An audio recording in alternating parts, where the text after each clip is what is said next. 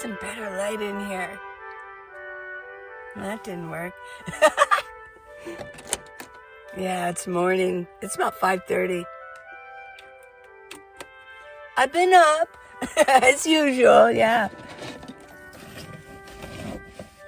See if we can get some lighting in here. There we go. Yeah. You know, it changes every time. On my camera, I did return my lens and, oh, thank you. I got full refund on it. Yeah, because I threw the box away. And then I read later I had to use UPS to return it.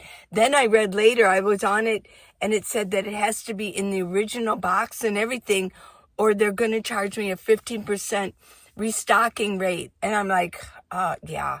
I mean, that's a lot of money. But I got the full refund and I'm about to order a different lens. Okay. So with that said, did you know that you can see your nose all the time? It's there. Our eyes can see it. Yeah, I mean, it's right there. I mean, I'm touching it. But our brain has eliminated it. Our brain eliminates things that are unimportant so that we can think properly, right? But yeah, our nose is right there. I mean, right now I can see the end of my finger. So, I did not know that. I mean, I really didn't think about it, but isn't that amazing? It is amazing. Then I put out your lips, real. Yeah, I can see my lips. Now, if my lips were out that much all the time, eventually my brain would eliminate it. Yeah, because it'd be like, well, this is unimportant. She can't deal with this, or he can't deal with this, right? And we also can see our eyelashes. I mean, they're in sight. When we blink, we're blinking all the time, so obviously we can see our eyelashes. But the brain eliminates it because it wants to get out the distractions for us. The brain is amazing. Okay, so here's some more. I did take some notes, but let me, what it does is it blocks it out. It's called perceptual suppression. Ooh, okay. The brain filters anything constant and non-threatening. Yeah, we're always looking for, we're in survival. So we have these survival instincts, but it's non-threatening, so we're not going to notice it. If it was threatening, we would notice it. Okay, so, and then here's another thing too. The body is always moving inside. Well, if you think about it, our heart is pumping all the time. Lub-dub, lub-dub, love. Isn't that how it goes? Lub-dub, lub-dub. And our liver and our lungs are so close to our heart that our liver actually moves too. It vibrates, yes. It probably is meant to be close to that because the liver needs to vibrate. Our body, the more I study the body, the more amazing it is. It truly is an amazing, I call it the miracle in motion. But yeah, our stomach moves too. There's a vibration going on inside of our body. Yeah, can you imagine being in the womb, a baby in the womb? They're feeling not only their own, but the mother. Yeah, the host, the mother, yes. They're feeling all of that too. Now, can they see, because the brain hadn't learned yet, that they're seeing the nose, and the eyelashes or whatever, but it's very dark in there, so they wouldn't have noticed that anyways. But after they're born, do babies, their brain hasn't learned yet about the nose. Do they see their nose? And the answer I got was yes. They haven't developed that suppression yet, perceptual suppression yet. So they see their nose. They're more in tune to see their like they look at their hands. Yeah, like when we do, like we might we don't really notice that anymore. But babies do. They're fascinated with the hands and the feet and anything like that. Yeah, they're always, and babies have better peripheral vision also. They notice everything. We have blocked out, over the years, we have blocked out a lot of things in our peripheral vision. But wait, there's more. I just, yeah, it's always moving. And, this I found so fascinating. For all of you who are married and have been married or in relationships for a long time, our brain ignores repetitive things that our partners do. Things that might irritate us. What happens is, for survival, we ignore those things. We don't even notice them anymore. We just don't notice them. And I know some people might say, well, maybe we just accept them. Well, yeah, the brain it knows. The brain is amazing. It knows, our subconscious things that we don't even think about. It just knows things that might irritate us. It gets over it. It doesn't even notice it anymore. Yeah. But wait, what happens is, when they're no longer together anymore, there's a breakup or whatever, they go back, and when they think about it, all those red flags and all those irritations, they get remembered. They do. What happens is, our brain, because it wants to be in this relationship, and love does this. Yeah, that's why they say love is blind. Love blinds us, right? I don't know how my color's going to go. I look kind of blue. But, yeah, every morning it seems to be different, because I'm just putting it on there. Yeah, putting on the lighting.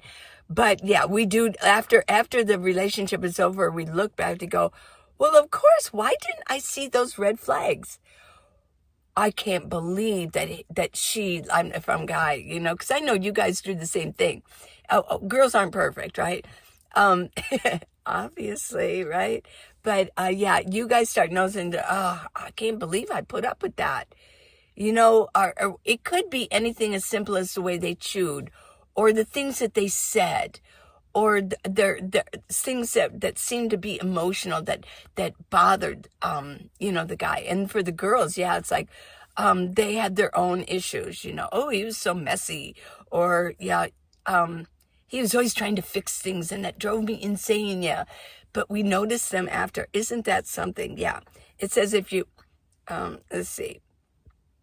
We block out things that our partners using, we block out things about our partners using the same mechanism. Yeah. Those annoying habits or emotional discomforts, yeah. Now, let's go into pain. I was thinking, well, then our mind is so powerful that it can actually block out your nose. If it's, it doesn't want to see that. It's distracting. So there's a mechanism that it just blocks it out, right? Well, I was thinking about pain. What about pain? People in pain. Is that how they're using that natural pain suppression? Because sometimes when you have chronic pain, you don't want to get on, the opiates. So they can teach people. They're like pain clinics, and they teach people how to get rid of pain using our mind, because it's so powerful. Well, I did think about what I looked it up, and what happens is, our brain can and does suppress pain. They like thinking about people being in a war.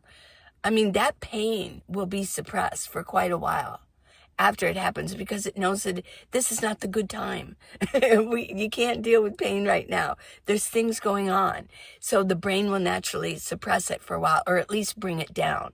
Or it's like if you get injured in a, doing something for a while, the pain will be suppressed, because, our body's made up that way, because we need to get somewhere so we can deal with it. But if it's life-threatening, the body knows.